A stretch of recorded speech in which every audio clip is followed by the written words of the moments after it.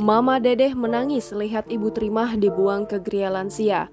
Puji kesabaran hadapi ulah 3 anaknya.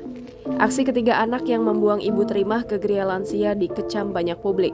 Begitu banyak hujatan yang harus diterima ketiga anaknya yang dianggap melakukan pembenaran. Kini Dai Kondang Mama Dedeh memberikan nasihat pada ibu Trimah yang dibuang ke Gria Lansia, dilansir Instagram @insta_julid pada Minggu 31 Oktober 2021. Mama Dedeh memuji sikap sabar ibu Trimah. Disebutkan Mama Dedeh kalau ibu Trimah rela menderita demi anak-anak. Dikatakan Mama Dedeh lebih baik tidur dengan orang tua dalam kondisi menderita tapi Allah ridho. Jika rela ikhlas mengurus orang tua, Allah jamin rezeki anak yang mengurusnya. Komentar beragam pun menghampiri Instagram tersebut. Jangan lupa subscribe, share, komen, dan like ya!